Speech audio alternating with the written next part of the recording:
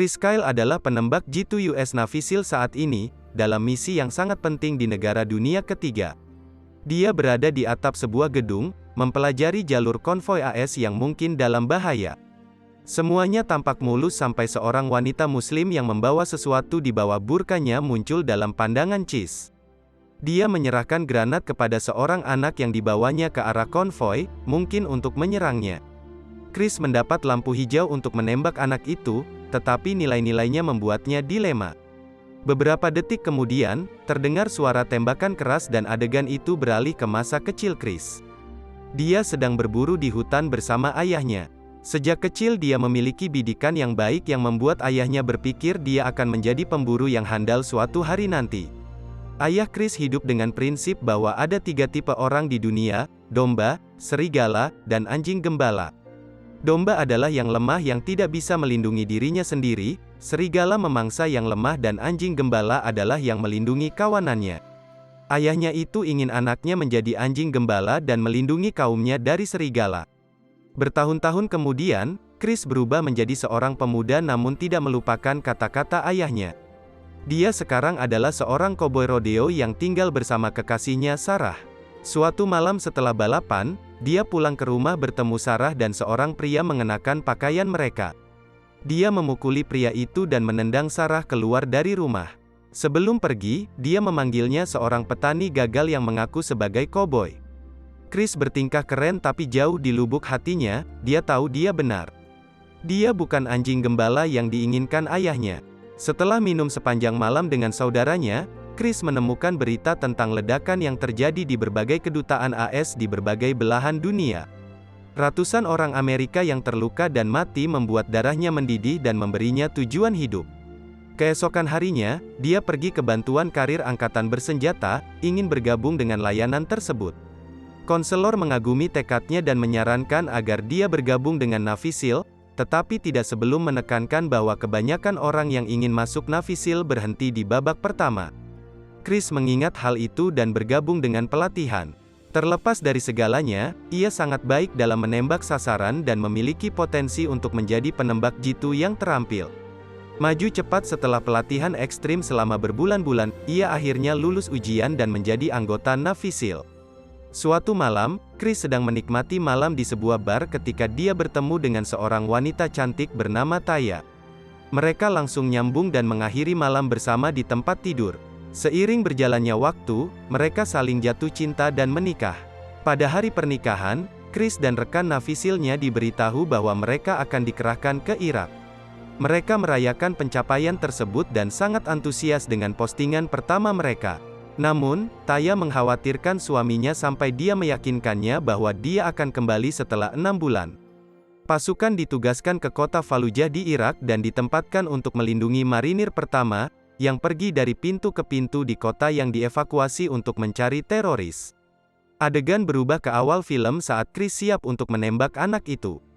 Saat bocah itu berlari menuju konvoi, Chris menembak dan menjatuhkannya. Wanita yang memberi anak laki-laki itu granat bergegas ke arahnya dan mencoba untuk melanjutkan tugas. Tapi Chris menembak tepat di dadanya dan granat meledak jauh dari konvoi. Semua orang memuji dia karena melindungi marinir di dalam konvoi yang akan mati jika bukan karena dia. Namun, yang bisa dipikirkan Chris hanyalah bocah yang sudah mati itu. Dia tidak pernah mengira pembunuhan pertamanya adalah anak kecil yang mungkin tidak tahu apa yang dia lakukan. Hari demi hari berlalu, Chris terus melindungi pasukan dari posisinya. Dia penembak jitu terbaik di timnya, sangat bertekad sehingga dia buang air kecil sendiri selama Overwatch untuk menghindari meninggalkan posnya. Setelah hari tertentu di tempat kerja, dia mendapatkan total 6 pembunuhan yang lebih banyak dari total gabungan semua rekan satu timnya. Mereka mulai memanggilnya sang legenda tetapi dalam hatinya, Chris mempertanyakan apakah dia sebaliknya. Lalu suatu hari, dia mendapat telepon dari Taya yang mengejutkannya dengan mengungkapkan bahwa dia hamil. Mereka mulai sering berbicara di telepon, saling menjaga meskipun tidak bersama. Dalam adegan berikut, tim penembak jitu berada dalam sebuah pertemuan di mana mereka diberitahu tentang seorang pemimpin Al-Qaeda bernama Zarqawi. Target utama mereka adalah pemimpin dan para letnannya, jadi jika mereka menemukan sesuatu yang mencurigakan terkait pasukannya, mereka harus bertindak. Tim melanjutkan pencarian dari rumah ke rumah pada hari berikutnya sementara Chris melindungi mereka dari jauh. Semuanya berjalan lancar sampai seorang prajurit terluka. Chris memutuskan untuk bergabung dengan tim pencari sementara sesama penembak jitu mengawasi mereka. Selama pencarian, mereka menemukan seorang Syekh Arab bersama keluarganya yang tinggal di salah satu rumah yang seharusnya kosong. Sei mengklaim bahwa mereka tidak punya tempat lain untuk pergi. Dia ingin orang Amerika pergi karena jika sang pembantai menangkap mereka berbicara dengan tentara AS, dia akan membunuh seluruh keluarga. Jagal ternyata adalah salah satu bawahan Zarqawi yang bisa berguna untuk menemukan orang utama.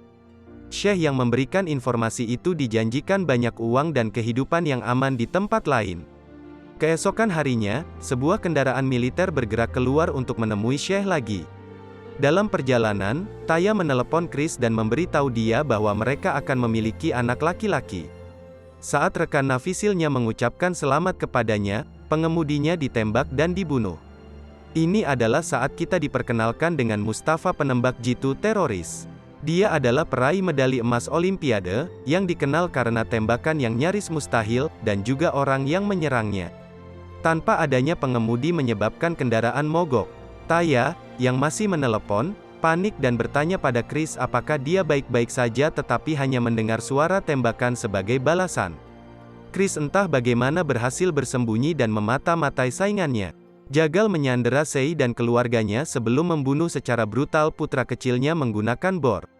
Sei berlari untuk menyelamatkan anak itu, tetapi juga ditembak dan dibunuh. Chris tidak mendapat kesempatan untuk menyerang musuh karena Mustafa terus-menerus menembakinya, setelah mengetahui di mana dia bersembunyi. Pada akhirnya, Jagal dan Mustafa pergi tanpa cedera. Beberapa hari kemudian, Chris dan timnya kembali ke rumah. Taya sangat senang melihat suaminya sehat dan hidup. Namun, setelah tinggal bersamanya selama beberapa hari, dia menyadari bahwa dia bukanlah orang yang sama sebelum dikerahkan. Dia telah berubah menjadi pria murung yang mengeluh tentang segala hal dan lupa menikmati hidup. Jelas bahwa hal-hal yang dia lihat dan hal-hal yang harus dia lakukan telah masuk ke dalam kepalanya dan mengubahnya secara pribadi. Dalam adegan berikut, pasangan itu kembali dari perjalanan ke rumah sakit saat Taya melahirkan. Chris memutar balik mobilnya dan beberapa jam kemudian, seorang bayi laki-laki yang cantik lahir. Di rumah, Taya mendorong Chris untuk berbicara tentang perasaan dan pengalamannya. Dia pikir membiarkan semuanya keluar akan membantunya, tetapi dia mengklaim bahwa dia tidak ingin masuk ke kepalanya dan menolak percakapan. Segera setelah itu, dia diberitahu bahwa tim mereka akan kembali ke Irak. Taya tidak ingin dia pergi tetapi tahu bahwa dia setia pada pekerjaannya. Saat mendarat di Irak, mereka diberitahu bahwa misi mereka adalah memburu Jagal dan Chris memimpin tim kali ini. Ternyata kepala Chris telah diberi hadiah oleh Al-Qaeda karena dia telah membunuh banyak orang mereka. Selama patroli pertama di kediaman Jagal, mereka menemukan sebuah keluarga. Kepala keluarga mengaku tidak tahu apa-apa tentang teroris. Tim mempercayainya sampai Chris melihat tanda di sikunya yang terlihat seperti terluka dalam perang. Saat tidak ada yang melihat, Chris mencari di sekitar kamarnya dan menemukan senjata berat dan amunisi di dalam kompartemen tersembunyi di lantai. Pria itu langsung ditangkap dan diinterogasi. Untuk menyelamatkan hidupnya, dia berjanji untuk membantu para prajurit masuk ke gedung tempat Jagal berada. Di adegan berikutnya, pasukan dengan hati-hati mengelilingi gedung tersebut. Pria itu mengetuk pintu dan disambut oleh rekan terorisnya. Dia terbunuh dalam sekejap, diikuti oleh pria itu ketika dia mencoba mengambil pistol. Tim kemudian memasuki rumah dan menemukan mayat terpotong-potong yang jelas merupakan pekerjaan Jagal. Segera, mereka terlihat dan teroris menjadi bumerang. Jagal melarikan diri melalui terowongan menggunakan baku tembak sebagai pengalih perhatian. Saat Chris kembali ke AS lagi, dia berjuang untuk menyesuaikan diri dengan kehidupan normalnya. Dia dikejutkan oleh suara keras, yang mengingatkannya pada perang. Sementara dia menderita dalam diam, Taya melahirkan anak kedua mereka, kali ini seorang putri. Chris pergi menemuinya di bangsal pasca kelahiran dan menyaksikan perawat merawat anak lain sementara putrinya menangis. Dia kehilangan akal atas insiden kecil dan berteriak pada perawat. Tingkah lakunya yang aneh tidak luput dari perhatian Taya. Dia sering mengatakan kepadanya bahwa dia tidak pernah benar-benar hadir pada saat itu dan selalu memikirkan sesuatu. Dia ingin Chris itu berbicara dengannya, dan memberitahu dia bagaimana perasaannya, tetapi dia belum siap untuk terbuka. Dalam adegan berikut, tim Chris kembali ke Irak mengejar Van Jagal. Saat musuh mulai menembak, mereka membalas dan lari ke gedung terdekat untuk membalas dengan pandangan yang lebih baik. Tiba-tiba, seseorang menembak jatuh rekan Chris, Biggles. Kelompok itu melindungi Chris saat dia membawa prajurit yang terluka ke kendaraan dan membawanya ke pangkalan. Setelah memastikan bahwa dia mendapatkan perawatan medis yang tepat, para prajurit berangkat mencari teroris lagi, kali ini dengan marah. Mereka berubah menjadi mesin pembunuh, menghabisi setiap musuh yang mereka temui. Pada satu titik, mereka berhenti di sebuah rumah yang mencurigakan untuk mencari lebih banyak musuh, tetapi disergap oleh teroris di luar. Seorang prajurit bernama Mark tewas dalam baku tembak berikutnya. Beberapa waktu kemudian, tim kembali ke rumah dengan jasad Mark dan menghadiri pemakamannya. Chris mengungkapkan bahwa dia membaca surat yang ditulis Mark sebelum kematiannya. Dia mengklaim bahwa surat itu membunuhnya karena pria itu telah menyerah pada kehidupan bahkan sebelum dia dibunuh. Karena surat itu, Chris memutuskan untuk kembali membalas dendam karena dia tidak bisa membiarkan pengorbanan temannya sia-sia. Taya mencoba meyakinkannya sebaliknya, memohon padanya untuk tetap tinggal demi anak-anaknya. Dia bahkan mengatakan kepadanya bahwa dia mungkin akan kembali ke rumah kosong tetapi Chris tidak mendengarkan. Saat di Irak, dia mengetahui bahwa Biggles meninggal saat dioperasi. Dalam misi biasa, Chris melihat seorang pria dengan granat berpeluncur roket bersiap menyerang konvoi. Dia menembaknya hingga mati, tetapi menyadari bahwa seorang anak mencoba mengambil granat untuk menyelesaikan tugasnya.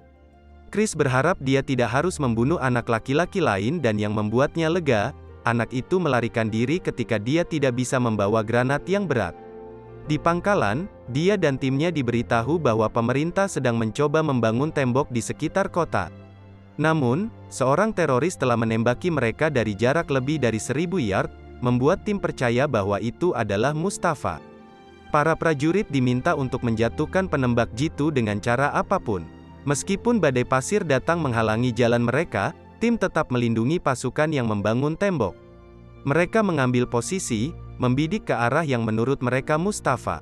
Namun dia mengejutkan mereka dengan menembak dari arah yang berlawanan dan membunuh seorang tentara AS. Chris dengan cepat memberitahu orang-orangnya untuk mengubah posisi mereka dan menyesuaikan diri sesuai perintahnya. Seperti yang dia prediksi, dia melihat pergerakan sekitar 2100 yard jauhnya. Meski yang lain mengklaim tidak mungkin mendapatkan tembakan dari jarak sejauh itu, Chris memastikan targetnya adalah Mustafa. Dia membisikkan untuk Biggles pelan sebelum menarik pelatuk dan akhirnya membunuh penembak jitu musuh. Namun, hal ini juga menyebabkan teroris lain mendengar suara tembakan dan mengerumuni atap. Terjadi baku tembak yang menyebabkan kerusakan serius pada kedua belah pihak. Pasukan akan kehabisan amunisi saat badai pasir menghantam mereka. Chris percaya bahwa dia akan mati dan menelepon Taya, memberitahu dia bahwa dia siap untuk kembali ke rumah selamanya. Tapi tepat setelah panggilan itu, mereka memutuskan untuk menggunakan badai untuk menyamar dan melarikan diri. Chris tertembak selama kekacauan, tetapi untungnya, para prajurit melihat dia berlari ke arah mereka dan menariknya ke atas. Adegan dipotong menjadi beberapa bulan kemudian. Chris sedang minum di bar saat mendapat telepon dari istrinya. Dia masih menderita PTSD akibat perang dan suara keras apapun membuatnya takut. Taya mendorongnya untuk pergi ke psikiater yang banyak membantunya. Dia juga bergabung dengan kelompok pendukung veteran perang dan berbicara dengan mereka membuatnya merasa diperhatikan. Seiring waktu, dia mengatasi trauma dan mulai menjalani hidup dengan bebas meskipun dia tidak dapat kembali ke dirinya yang muda dan riang setelah semua yang dia lihat.